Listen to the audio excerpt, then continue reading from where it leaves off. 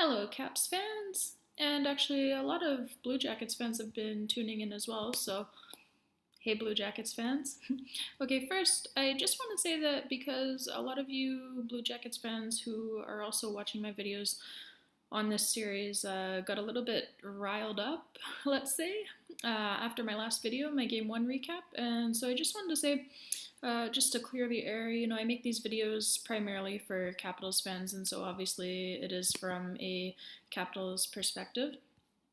And so I'm really glad that all of you Columbus fans are taking the time to watch my videos as well, and I'd like to thank you a lot for that. So again, I'm really glad to have you all on board and watching, and I hope that I can offer something from a Capitals point of view that maybe you guys didn't know yet, or give you a little bit of extra insight into the opposition. But again, when I make these videos, I'm not trying to be rude towards the Blue Jackets, or I don't have any ill will towards the Blue Jackets. Honestly, I really don't give a fuck about the Columbus Blue Jackets. It's not really a rivalry as far as I'm concerned. I mean, this is obviously the first playoff series that the two teams have ever played against each other, and that's kind of what brews rivalries to begin with, is that you do have to play against each other in the playoffs, usually multiple times, in order to create sort of a real rivalry. So maybe this will be the start of that. But for right now, I can't lie, I don't really care about the Blue Jackets, honestly.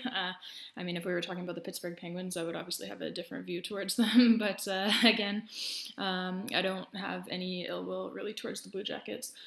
So I'm speaking more as a Capitals fan, from a Capitals perspective, and just airing my frustrations about my own team, airing the frustrations really of all Capitals fans for 44 years and counting now of playoff failure. So I hope all of you Blue Jackets fans can just find some humor in my videos, maybe have a laugh or two at our misery. And for all of you Capitals fans, I hope that we can continue to find therapeutic relief in commiserating during these videos. So, okay, the first things first, Game 2 was yet another loss for the Caps. So let's first take a live look in at the Washington Capitals locker room.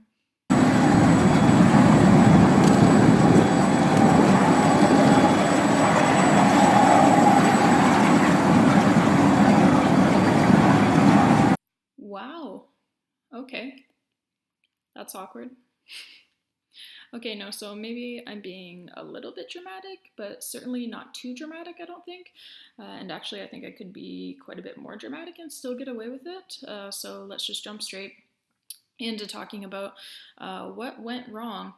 Well, you see, sometime back in the 1800s, I presume, Ted Leonsis' great, great, great, great grandmother, Martha Louise Leonsis, obviously must have pissed somebody off, maybe gypped them on a trade for spices or sheep's wool or something like that, and that somebody clearly is responsible for putting a curse on everything that the Leonsis family would touch from that moment on until the end of time. So here we are. The Caps played very well in this game. They put up 58 shots on Yaroslav Halak, Sergei Bobrovsky. But as you all know by now, because this is not your first rodeo, as Evgeny Kuznetsov would say, only the Caps could manage to put 58 shots on net and still find a way to lose the game. Only the Caps could do that.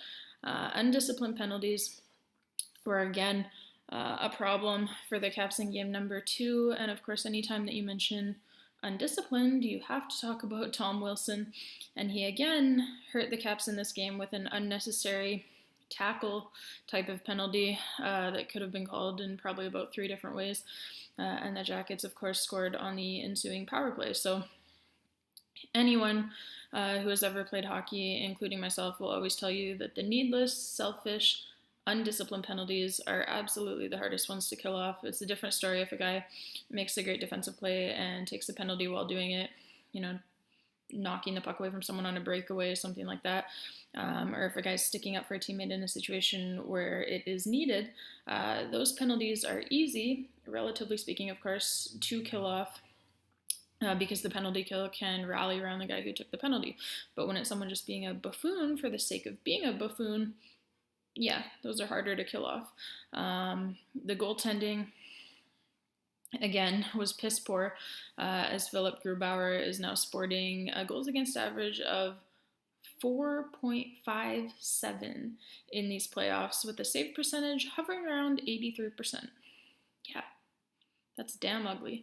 But maybe the silver lining of Game 2 was and will turn out to be that it got Braden Holtby back in the Washington net. He should start Game 3, and if he doesn't, well, then I quit.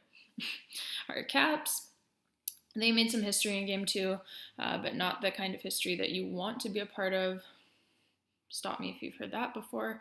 When it comes to the Washington Capitals, they became just the 6th team in NHL history, that is in over 100 years of NHL history, just the 6th team to lose both game number 1 and game number 2 in overtime on home ice. All 5 of the previous teams who did the same thing all went on to lose the series. In fact, none of those 5 teams were even able to force a Game 7 in their series, so it's not looking good. The playoff suffering for us Caps fans is, of course, made so much worse by just how close we've been on a number of occasions since the Caps started making the playoffs in the Ovechkin era, the first time, of course, being in 2008. They've played 99 playoff games, and of those 99 playoff games, 69 of those games were one-goal games. Washington has played the most one-goal playoff games of any team since 2008.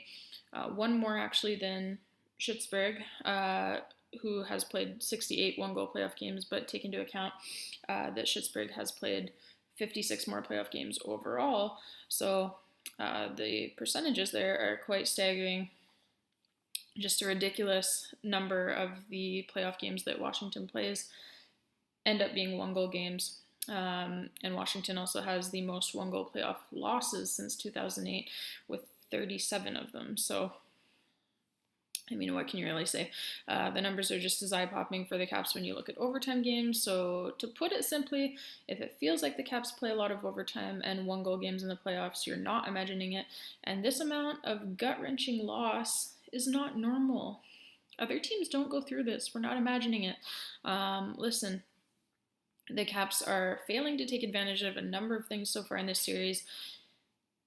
For example, I'll just go down the list here, okay? So anytime that your captain scores 2 goals in a game, you should win the game. And maybe even more so for the Caps, anytime that Jay Beagle scores a goal in the game, you should win the game. As Caps fans know, of course, the Caps' record in games in which Jay Beagle scores a goal is just ridiculous. 41 wins, 1 regulation loss, and 5 overtime or shootout losses. But of course, that's the regular season record. And everything that we know about the Capitals in the regular season gets burned to the motherfucking ground every year in the playoffs. So likewise, during the regular season, the Caps were virtually unbeatable once they got a lead in any given game. It's been that way ever since Barry Trotz got here. We get the lead, we don't give it up. In the playoffs, however, we are 0 for 2 this season, having blown 2-goal leads in each of the first 2 games of this series. And, I was listening to Sportsnet on the radio up here in Vancouver, British Columbia, as I was driving home from work today, and they were making some playoff predictions. They were saying that if you're a betting man, you'd feel pretty good putting money on the Nashville Predators because they are so reliable in their game. And I quote, they're not going to Washington Capitals you and find a way to lose. These are the words of the radio hosts here in Vancouver. So remember in my last video, the Game 1 recap, I said that we were in danger of our team name becoming a verb. Well, it's finally happened. Long overdue if you ask me, but people on the radio 3,000 miles away from DC are even making fun of us now. So these are Canucks fans making fun of us, by the way. Canucks fans. Let that sink in for a minute. New low, if you ask me. Whole new low. Anyways, now I want to switch gears and mention a few reasons why the Caps could still come back and win this series. First and foremost, the Caps have been great at Nationwide Arena over the years. We have a sparkling record there, so there's no reason to be intimidated about going on the road in this particular series. It's pretty much like a second home to us. Secondly, the Caps in the Ovechkin era actually have come back from a 2-0 series deficit before. And they did it after dropping the first 2 games on home ice. And they did it against a John Tortorella-led squad. So there were, for those of you that remember and that watched that series, there were a lot of similarities between the style that John Tortorella had those New York Rangers playing back then and the style that he has his Columbus Blue Jackets playing now. And likewise, there's a lot of similarities between the way that 2009 Caps team played the game and the way that this 2018 Caps team plays. Pardon me. And of course, some of the big names, or rather the 2 biggest names from that 2009 Caps team, Alex Ovechkin and Nicklas Backstrom, still remain, and both are captains on this team now, so they know that it can be done because they have done it before and they've done it against John Tortorella, so that is a big reason for optimism. Sure, they're going to be talking about that in the locker room, and the main thing is that the Caps just need to really just clean up their mental mistakes. That's really the biggest thing. It's been just a comedy of errors in these first 2 games. Playing extremely well overall, and I think that they can turn this series around in a hurry because they have vastly outplayed the Blue Jackets to this point. I don't think really anyone can argue that. But just like I said, a comedy of errors, too many mental mistakes, too many brain farts, too many just stupid plays. You know, there's no really other way to put it. And I don't know if you all believe in fancy stats, but the perception that I'm having now, just by my eyeball test, that the Caps are vastly outplaying the Blue Jackets in this series, that perception is also reflected in the fancy stats, in the expected goals for each team in this series. So the Capitals actually have the best puck possession metrics of any team in the East right now in these playoffs, and that's usually a pretty good predictor for success. And of course, the biggest reason why I do believe that the Caps can turn this around is Braden Holtby. Braden Holtby should be in the net for Game 3. He will be in the net for Game 3. And of course, I say that only with 99% certainty because Trotz has already made some worse than curious decisions in this series. But hopefully he makes the right decision here because our playoff fate definitely does hang on it. So we really need Braden Holtby to come through in this series, and I know that he will. Trotz just has to put him in the net. So hopefully we see that in game number 3. And I really hope after game number 3 that I'm going to be talking about a Capitals win because it's a lot more fun covering the wins rather than the losses. So hopefully we can at least get one win that we do get to talk about here. So hoping for a better result in game number 3. See you all there.